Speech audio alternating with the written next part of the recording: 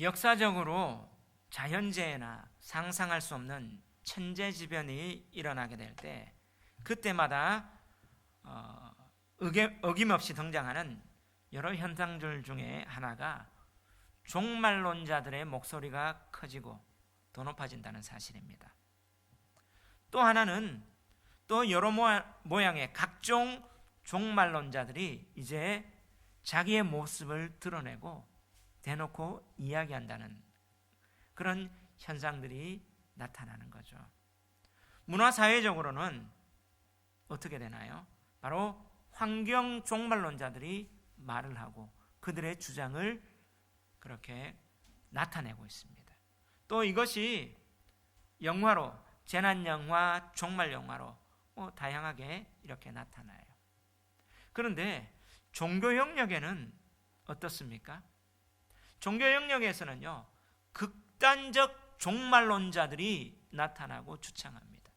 우리가 몇 년 전에도 전쟁 난다고 한국을 떠들었던 그런 뉴스까지 나서 그래서 그걸 피하기 위해서 집 팔고 정말 직장 그만두고 그렇게 외국으로 나간 그런 사람도 있지 않습니까? 또 여기에 이단들이 득세하는 거예요. 이단들은요, 특별히 계시록의 종말론, 그 중에 이 재앙, 징조에 대해서 강조합니다. 그러면서 어떻게 해요? 이들의 내용들은 자기들이 주장하는데 이 내용들을 짜맞추기 위해서, 그리고 나서 여기에 이런 재앙과 이런 어떤 징조 가운데 나타나기 때문에 피하는 길은 자기들한테 속하는 길이라고. 그래서 신천지, 14만 4천 그런 내용들이 이제 오늘 이 본문, 바로 계시록 6장이 이어지는 이 본문이 시작되는 거죠. 이 본문은요, 인을 떼시면서 7인의 재앙이 나타나고 그 가운데 어떻게 해요? 막간을 통해서 14만 4천 명과 셀 수 없는 흰옷 입은 수많은 무리들, 그리고 또 이 7인을 뗄 때 뭐가 이어져요? 7 나팔의 재앙이 이어져요. 이 나팔의 재앙이 점점 강도가 강해집니다. 그리고 여기에 두 증인과 666 짐승의 수가 나타나고 여기에 마지막 또 7 나팔을 뗄 때 또 연결이 돼요. 7 대접의 재앙이. 이 대접의 재앙은 이 대접의 재앙이 끝나면서 이제 무저갱으로 잡혀 들어가고 예수님이 오시고 천년왕국이 백보자 심판이 있는 것들이 보여지는 그런 어떤 내용입니다. 근데 이단들은요, 이 재앙들을 문자적으로 순차적으로 해석해서 짜맞춥니다. 그래서 이 재앙들 때문에 두려움 줍니다. 그 두려움에 피하려면 자기들에게 와야 된다. 근데 이런 미혹들에 기존 교회 성도들이 흔들리고 있는 거죠. 왜 그래요? 왜냐하면 이런 어떤 계시록의 종말론자들의 이야기들을 오늘날 교회가 계시록을 강의하지 않아요. 오히려 계시록을 덮어버려요. 그러다 보니까 그들의 내용들이 진짠갑다. 왜냐하면 이 재앙들이 이렇게 나타나고 이것들이 이렇다라고 하면 마음이 막 흔들리거든요. 그리고 교회에서는 이 부분들을 계시록을 열어놓고 또 강의하고 설교하고 가르치는 게 아니라 덮어놓고, 그러다 보니까 미혹에 빠지고 두려움 있는 사람 어떻게 할까 찾아보다니 요즘은 뭐예요? 유튜브가 많잖아요. 유튜브에 또 이런 얘기 저런 얘기 솔깃솔깃 넘어가고 유튜브 해가지고 찾아가기로 하고 그렇습니다. 자, 오늘 본문은요, 이제 이 재앙의 시작이 나타나는 본문인데 과연 그들이 말하는 또 그들이 주장하는 그런 내용일까요? 그런 의미일까요? 오늘 본문이 주고자 하는 그 의미와 내용, 메시지가 무엇일까요? 두 가지입니다. 첫 번째, 일곱인의 재앙은 오직 예수 그리스도만이 종말의 심판을 열어 공개할 수 있는 유일한 분이심을 선언하는 거예요. 우리 한번 따라합시다. 일곱인의 재앙은 오직 예수 그리스도만이 종말의 심판을 열어 공개할 수 있는 유일한 분이심을 선언하는 겁니다. 아멘.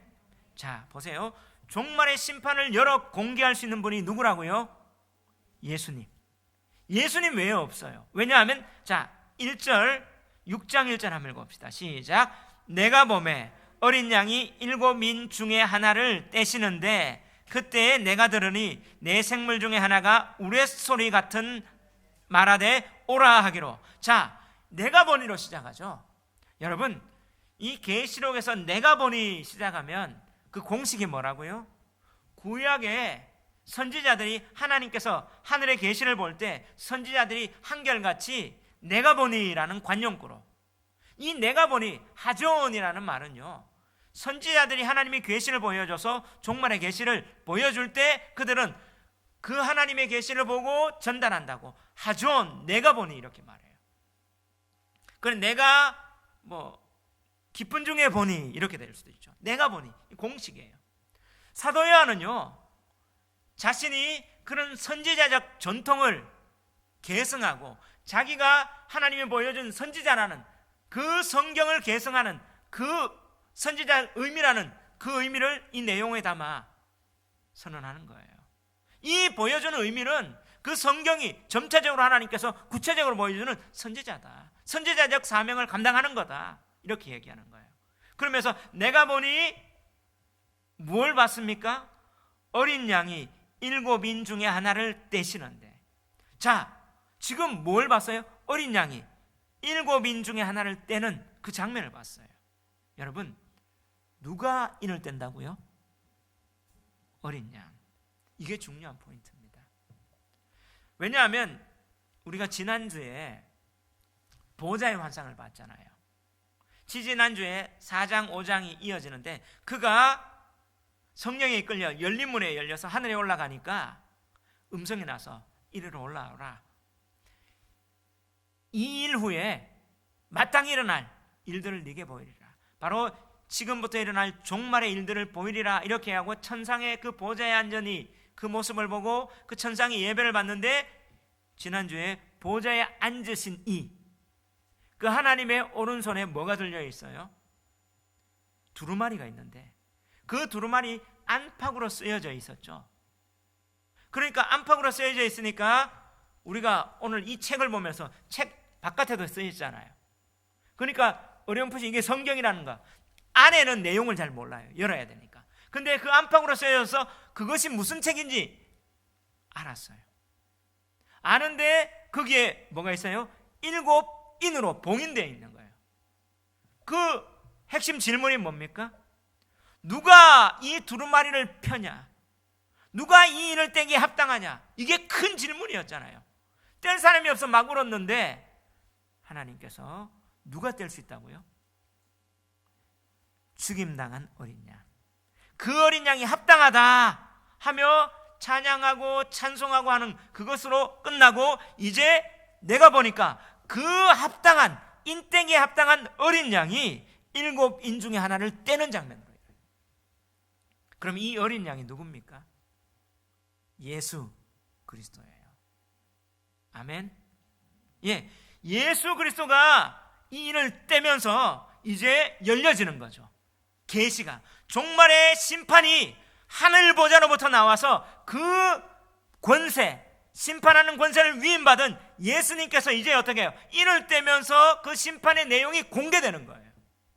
역사 가운데 공개되는 선언입니다. 왜 이렇게 하나님이 그 종말의 심판의 계획을 공개하시는 걸까요? 이거는요, 구약에서도 그 예표가 나타나요. 출애굽기에 보면 10가지 재앙이 있죠. 그 10가지 재앙을 내릴 때 보여주셨는데, 하나님이 모세를 통해서 어떤 재앙을 내릴 거다 공개합니다. 공개하고 바로에게 알려줘서 하나님이 그대로 시행하시죠. 자, 이걸 통해서 뭐예요? 하나님은 일어난 일을 공개하고 나서 하시는 전능하신 하나님입니다. 일어났기 때문에 이렇게 그렇다 해서 갖다 붙이는 게 아니라 하나님은 공개하고 하나님 공개한 대로 그대로 시행하시는 그 하나님이시라는 것을 보여줬잖아요. 이거를 모세에게 바로에게도 공개해 주신 거예요. 마찬가지로 오늘 이 종말의 심판도 바로 그 권한을 위임받은 어린 양 예수 그리스도께서 사도 요한을 통해서 역사에 공개하시고 실행하시는 거예요. 아멘.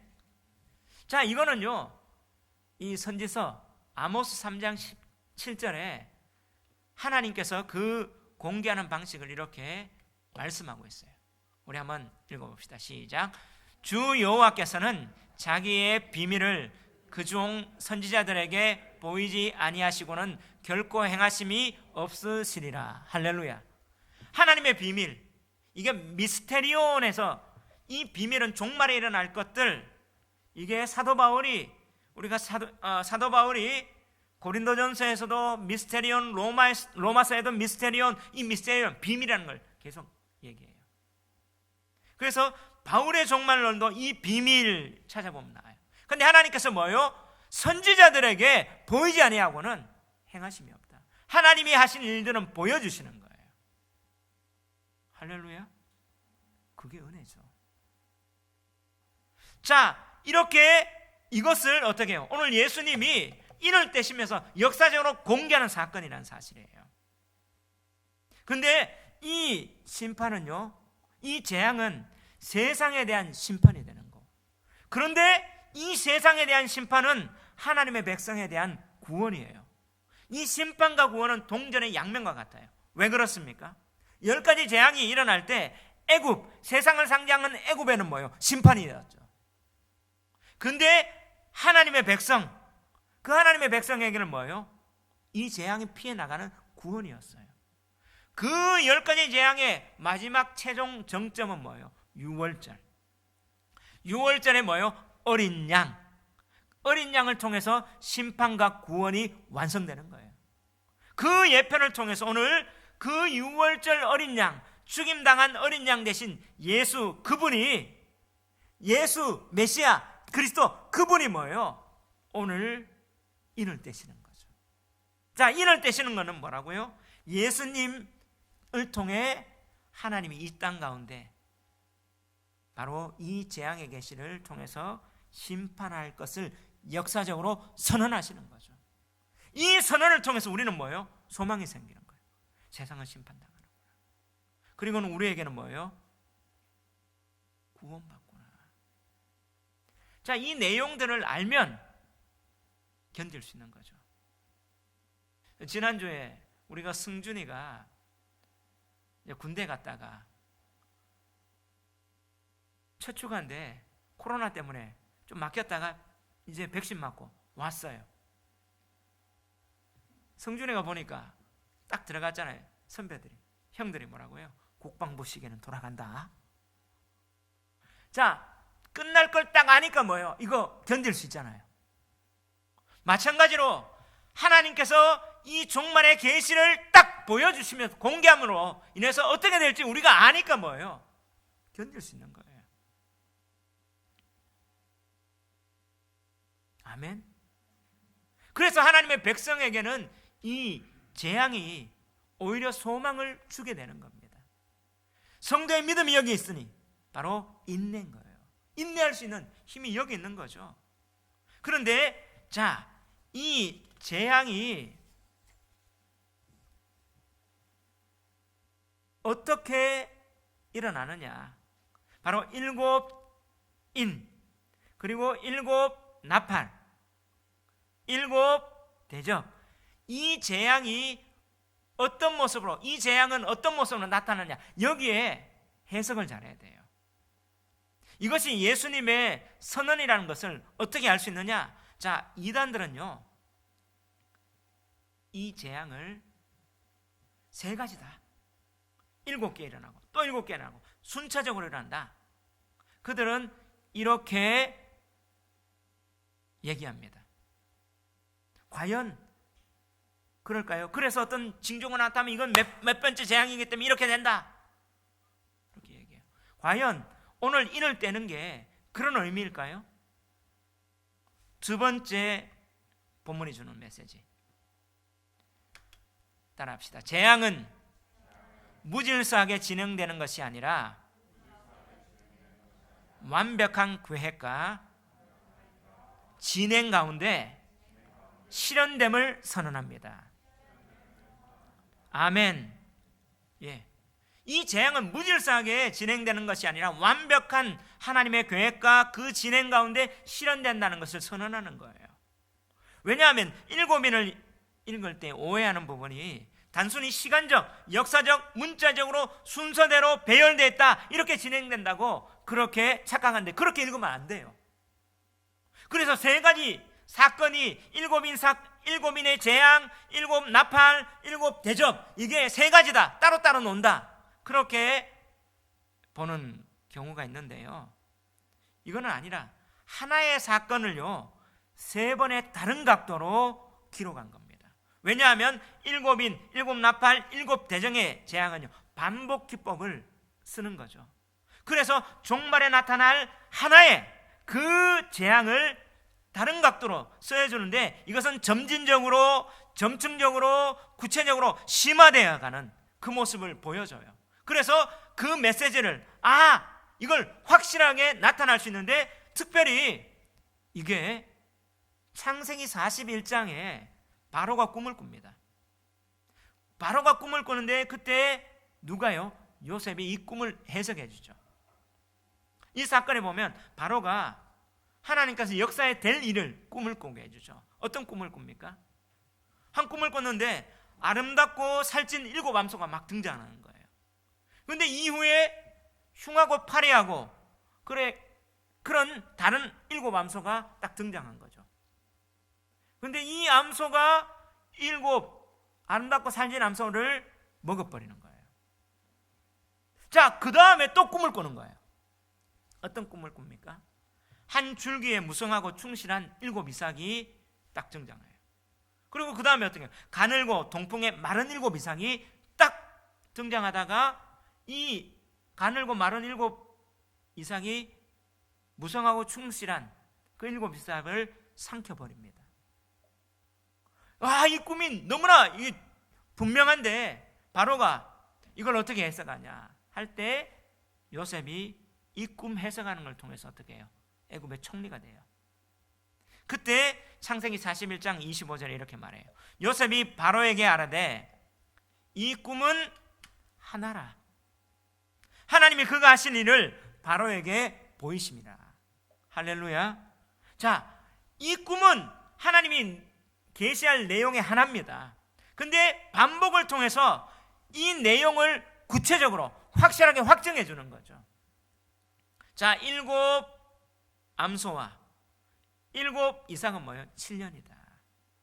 그리고 살찌고 풍성한 것은 7년의 풍년을 이야기하고, 그리고 어떻게 해요? 파리하고 그리고 마른 그 일곱 암소와 이삭은 뭐예요? 흉년. 근데 이 흉년이 올 건데 이 흉년이 삼키고 먹는다는 말은 풍년을 잊어버릴 만큼 흉년이 온다 하며 해석을 해줘요. 진짜 그대로 일어났어요. 자, 이걸 통해서 뭐예요? 이 재앙도 일곱 인, 일곱 나팔, 일곱 대접, 이것도 반복 기법을 통해서 구체적으로 하나님께서 종말에 나타날 것을 보여주는데요, 특별히 이 재앙, 일곱 인, 일곱 나팔, 일곱 대접은요 구조를 보면 동일해요. 뭐냐면 4+3 구조를 갖고 있어요. 내 앞에 네 번의 재앙은요 비슷하고 연결된 그것들이 딱 나타납니다. 내용적으로도.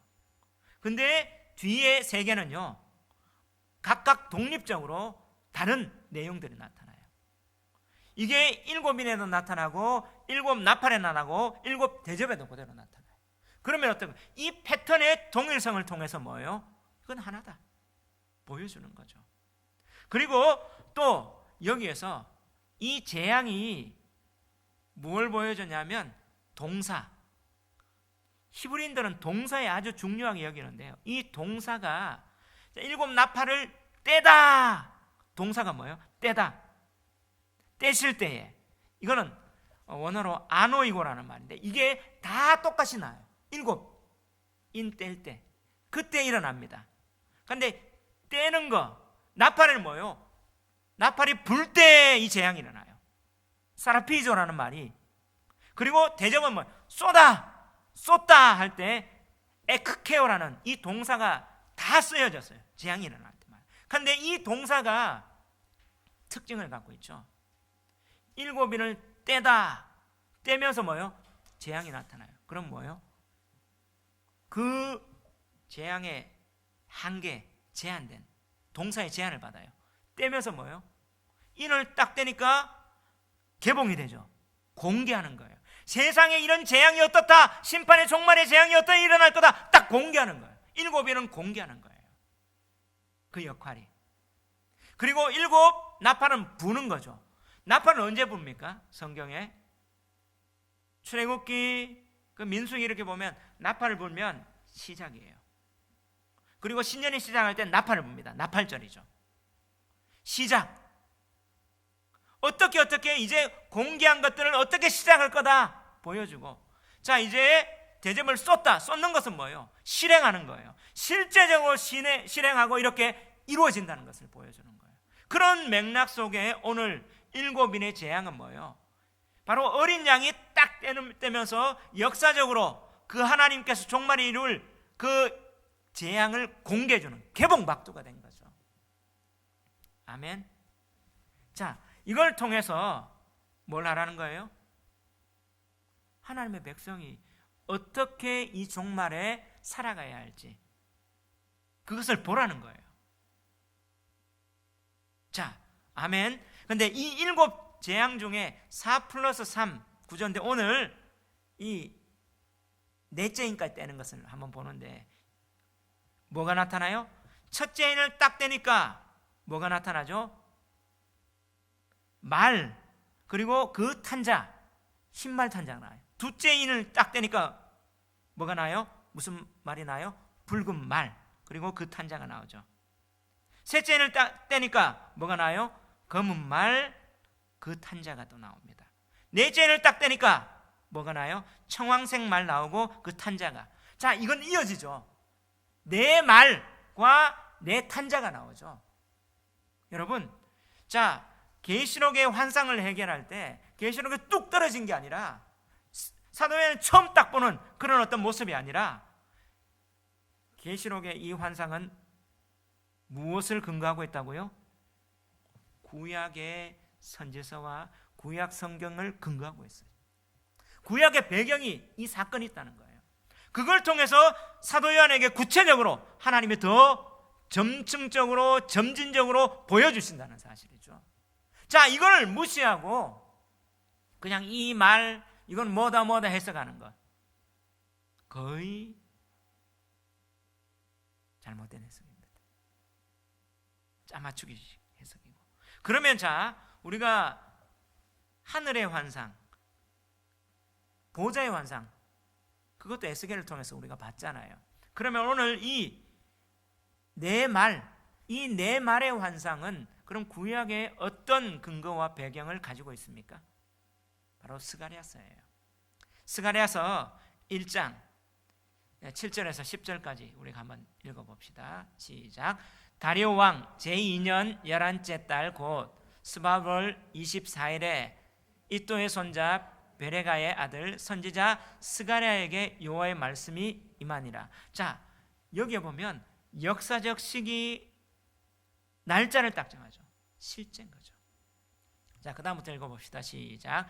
내가 밤에 보니 한 사람이 붉은 말을 타고 골짜기 속 화석류 나무 사이에 섰고 그 뒤에 붉은 말과 자줏빛 말과 백마가 있기로. 지금 내가 보니 선지자들의 공식 하존 이렇게 했죠. 뭐가 나요? 붉은 말, 또 붉은 말, 잦은 말, 흰말, 백마가 있어요. 그 다음 한번 읽어봅시다. 시작. 내가 말하되 내 주여 이들이 무엇이니까 하니 내게 말하는 천사가 내게 이르되 이들이 무엇인지 내가 네게 보이리라 하니. 시작. 화석류 나무 사이의 선자가 대답하여 이르되 이는 여호와께서 땅에 두루 다니라고 보내신 자들이니라. 자, 여기에 하나님이 이게 뭔지 보여주신 거죠.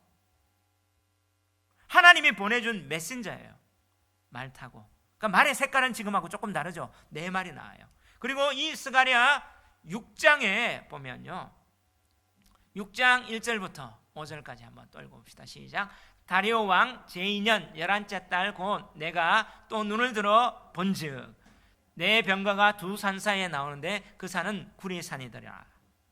첫째 병거는 붉은 말들이, 둘째 병거는 검은 말들이, 셋째 병거는 흰 말들이, 넷째 병거는 어롱지고 건장한 말들이 매여 있는지라. 지금 네 말들이 봐요. 그런데 여기가 지금 오늘 계시록의 말들 색깔하고 비슷하죠. 검은 말, 흰 말, 붉은 말, 그 다음에 어롱진 말, 그죠? 자, 읽어봅시다. 시작. 내가 내게 말하는 천사에게 물어 이르되 내 주여 이것들이 무엇이니까? 천사가 대답하여 이르되 이는 하늘의 네 바람인데 온 세상에 주 앞에 서 있다가 나가는 것이라 하더라. 할렐루야. 뭐라고요? 하늘의 네 바람인데 주님 앞에, 하나님의 보좌 앞에 나가는 천사를 통해서 메신저란 말이에요. 맞습니까? 자, 이 환상이 오늘 여기에 그대로 사도 요한에게 보여지는 거예요. 그런데 구리산은 심판, 구리는, 자, 성경이 성경을 해석해야 돼요. 주석 같은 구리는 심판을 상징하고 있잖아요. 우리 계시록 1장에도 보니까 예수님 나왔을 때 그 심판 가운데 이 네 말들이 와요. 이 네 말들이 이렇게 스가랴의 그 환상의 배경을 통해서 볼 수 있는데, 스가랴는 어느 시대였습니까? 다리오 왕. 자, 스가랴는요 다니엘, 에스겔 이후였어요. 자, 유다가 어떻게 해요? 바벨론에 패망당하고 성전이 붕괴되고 그들이 어떻게 포로로 가고 그 있을 때 하나님은 다니엘을 통해서 뭘 보여줍니까? 70년이 차면 회복되리라. 그렇게 했잖아요. 정말 그런 어떤 암울한 시절에 스가랴에게 하나님이 보여주셔요. 이제 저 회복되고 심판에 나올 때인데 회복과 승발, 종말의 환상을 보여주는 거죠. 이건 나를 통해서 메신저로 나온다. 어떻게 되냐? 오늘 이제 이 사도 요한도 자기의 이 암울한 시절, 하나님께서 이 말의 환상을 통해서 7인을 딱 떼면서 보여주시는 거예요. 이 재앙을 통해서 어떻게 보여주시면서 또한 어떻게 희망을 주세요. 자, 그러면 이 말들의 의미, 내용이 뭡니까? 자, 2절 한번 읽어봅시다. 시작. 이에 내가 보니 흰말이 있는데 그 탄자가 활을 가졌고 면류관을 받고 나아가서 이기고 또 이기려고 하더라. 할렐루야. 흰말, 이 흰말에 대한 해석이요 또 세대주의하고 갈라져요. 세대주의자들은 이 흰말을 뭐로 해석합니까? 예수님이다. 왜냐하면 19장에 백보자 심판 나오기 전에 천년왕국 전에 이 마지막 이 사탄의 세력을 물리칠 때 흰말 타고 우리 주님이 오시거든요. 그래서 그들은 흰말은 무조건 예수님이다. 맞습니까? 자, 해석을 할 때 문맥을 통해서 해석해야 돼요. 맞죠? 자, 누가 이 인을 뗍니까? 어린 양. 어린 양이 누구예요? 예수님이죠. 어린 양이 딱 인을 떼니까 내 생물, 천사죠. 거기에서 어떻게 오라, 내 생물의 말에 따라서 어떻게 해요? 오라는 말에 따라 이 흰말이 와요. 아까 스가랴에 보니까 뭐예요? 하나님의 메신저잖아요. 이 말들이, 그죠? 그 천사들의 말에 따라 이들은 움직이는 거예요. 그럼 예수님이 천사 말 듣고 와요? 아니죠. 바로 이를 떼고 심판하고 공개하는 그분인데, 그분이 어떻게 해요? 흰말을 탄 자가 될 수 있나요? 안 된단 말이죠. 그죠? 그리고 또 19장하고 19장 될 때 또 여기서 제가 비교를 한번 해드릴게요.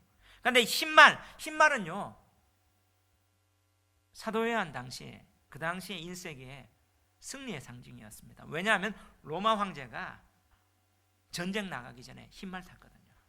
영화 같은 데 보면 흰말은 승리하는 상징이에요.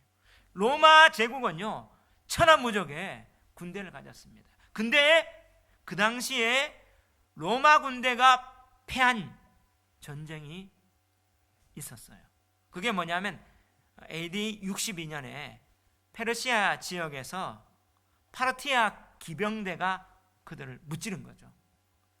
이건 충격적인 사건이었습니다. 전쟁 가운데 로마가 졌다는 게. 그들이 뭐예요? 활을 타요. 이 기병대는 활을 쐈어요.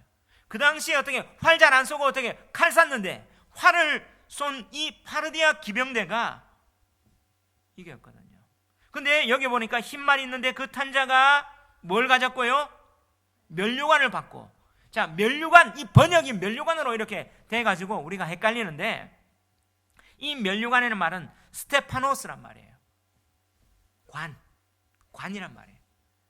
경기에서 이길 때, 그 당시 올림픽이 있을 때 올림픽의 우승자가 월계관 쓰는 것처럼 승리하는 그 관이에요.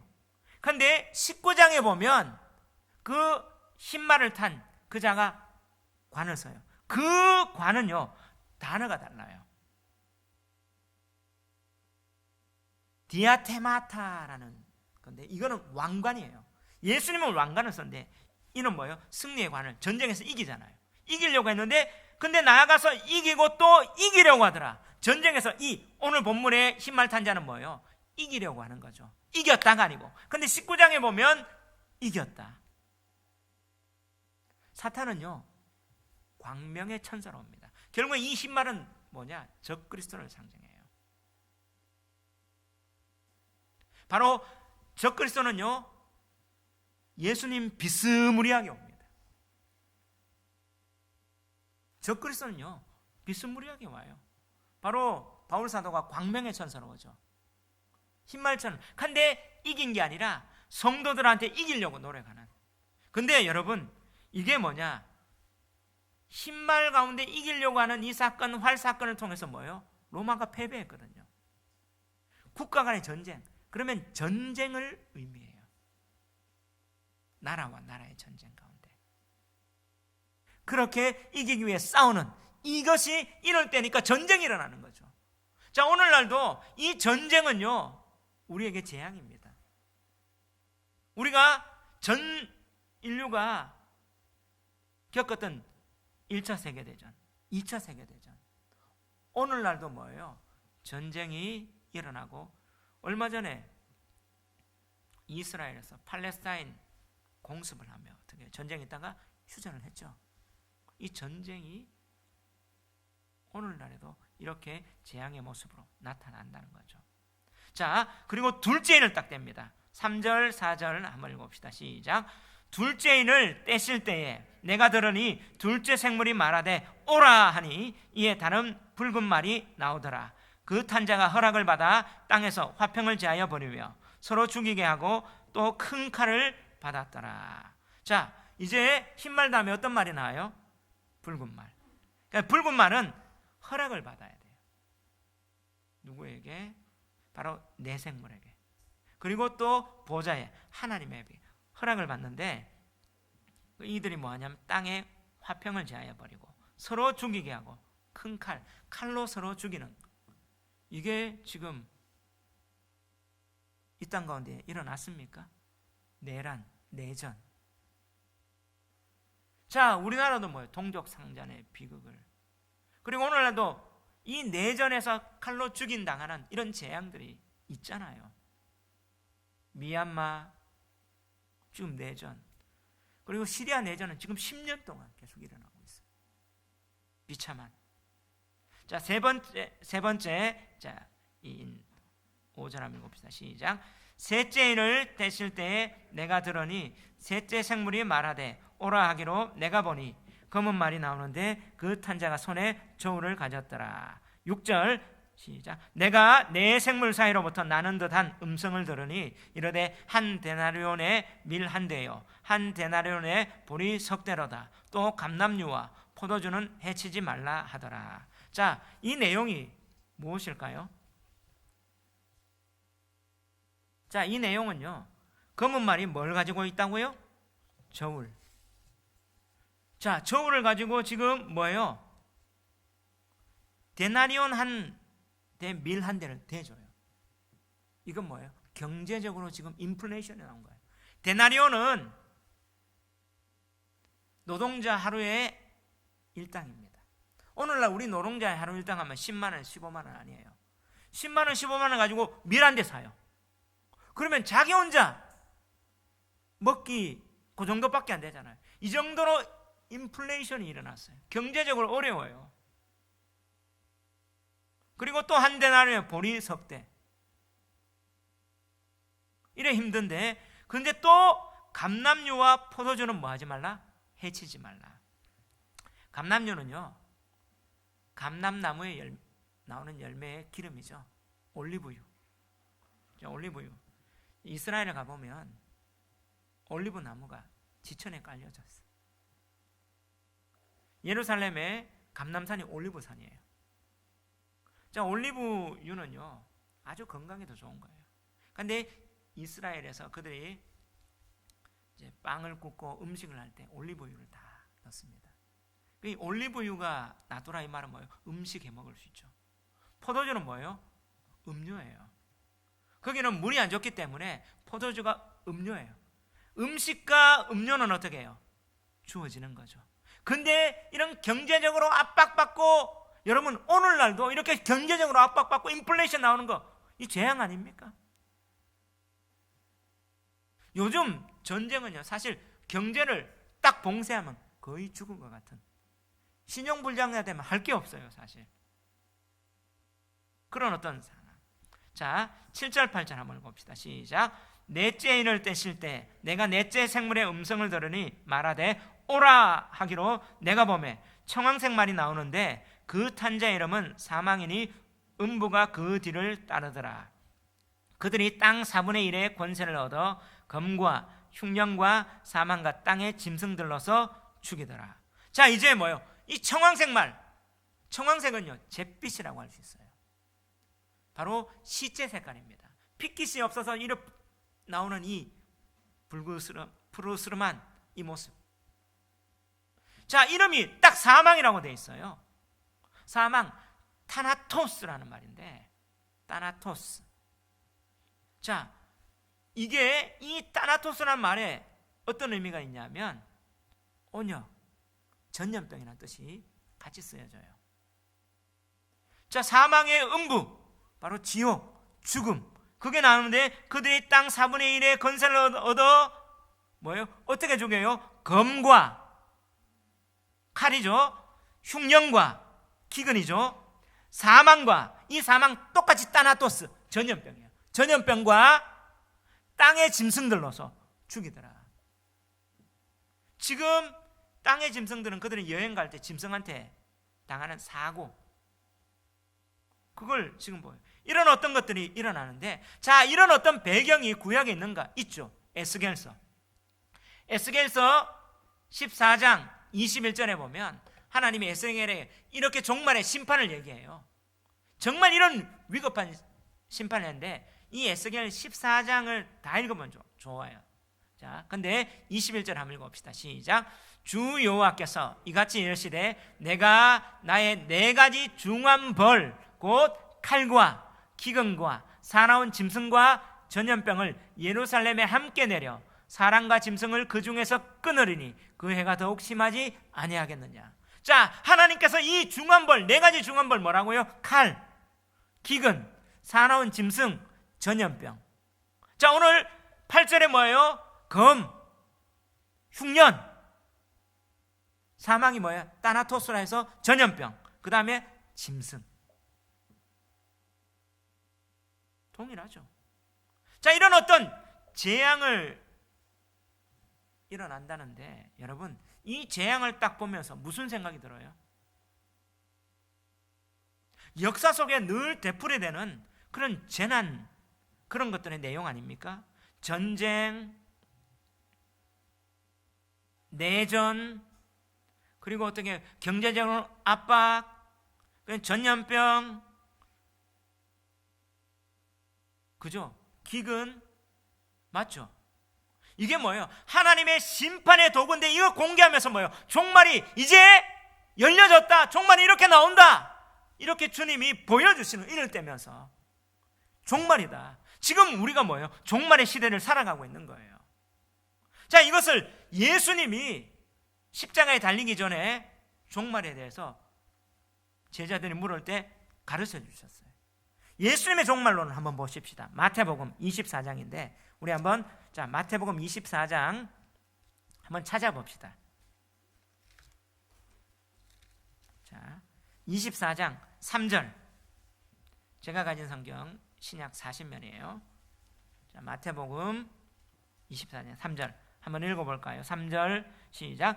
예수께서 감람산 위에 앉으셨을 때에 제자들이 조용히 와서 이르되 우리에게 이르소서 어느 때에 이런 일이 있겠사오며 또 주의 임하심과 세상 끝에는 무슨 징조가 있사오리까? 지금 제자들이 묻잖아요.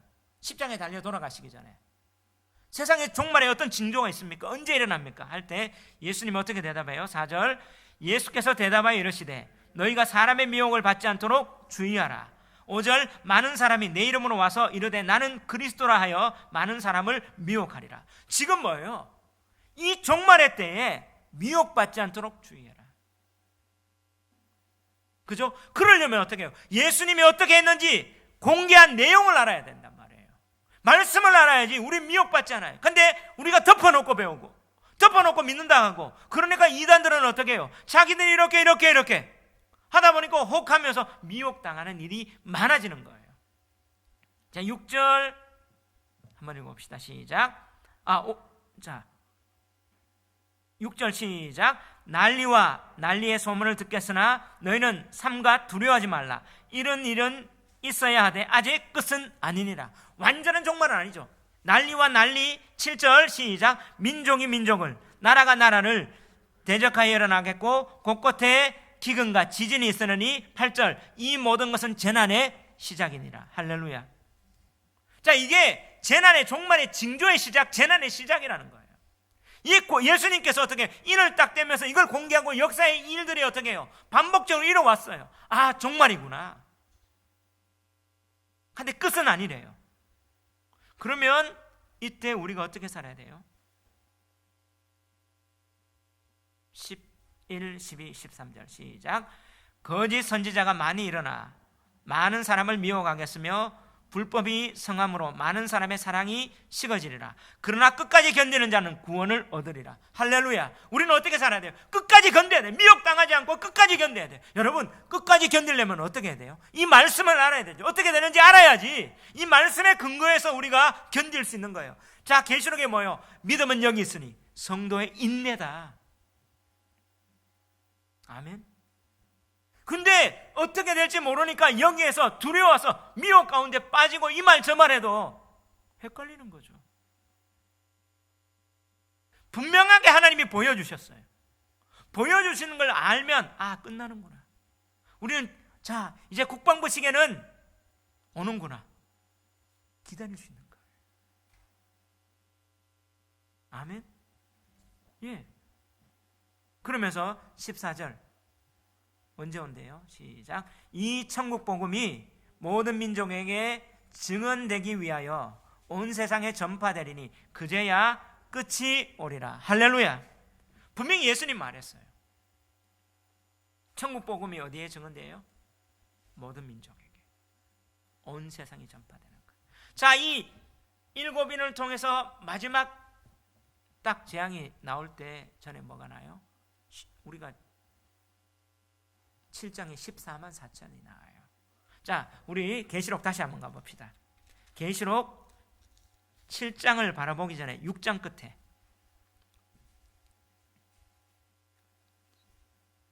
17절 다 같이 읽어봅시다. 시작.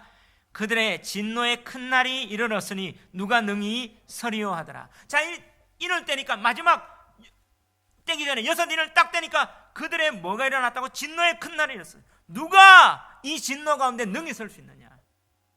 누가 설 수 있어요? 7장에 답을 얘기해 줘요. 14만 4천. 온 이스라엘의 구원을 딱 받아요. 온전한. 그리고 나서 또 뭐가 있어요? 셀 수 없는 수많은 무리, 흰옷 입은. 자, 뭐예요? 이스라엘의 구원과 이방의 충만한 수가 들어올 때예요. 이게 다음 주에 보면 이제 6장 9절 이하부터 이걸 보여줄 거예요. 이 사실을 뭐예요? 바울이 알았어요. 바울이 그의 종말론 로마서에서 얘기하잖아요. 하나님께서 어떻게 해요? 그 참 감람나무, 돌 감람나무 비하면서 어떻게 해요? 이스라엘이 다시 한번 회복될 거를. 또 모세를 통해서 하나님이 얘기해서 이스라엘 시계 나게 해서 그들 가운데 구원을 주실 거예요. 그리고 이 계시록에 이사야에 그래서 어떻게 해요? 그 이스라엘 구원을 위해서 이방인의 충만한 수가 들어오는 셀 수 없는 수많은 흰옷을 입은 무리가 나오는 거예요. 자, 이것을 통해서 오늘 우리에게 오늘 이 종말에 이 예수님의 인을되는 모습을 통해서 저는 하나님 교회가 개척하고 나서 우리 교회가 어떤 사명을 가야 될지, 그래서 이스라엘 이 복음 전하고 그들을 위해서 마지막을 바라보면서 이 말씀을 보존하고 파송하고 싶은 거죠. 그래서 통일한국 땅끝 선교가 이렇게 나온 거예요. 여러분, 말씀 제대로 알면 흔들리지 않고 우리가 인내하고 견딜 수 있습니다. 또 하나님의 이 구원의 그 완성도 보게 되는 거예요. 아멘. 그런 저와 여러분 되시기를. 이제 미혹당하지 않고 말씀으로 무장하고 하나님은 보여주셨거든요. 제대로 알면서 그렇게 사명 감당하는 저와 여러분 되시기를 주의 이름으로 축원합니다. 자, 오늘 찬양합시다. 주님 다시 오실 때까지 우리 한번 이 찬양 가사 생각하면서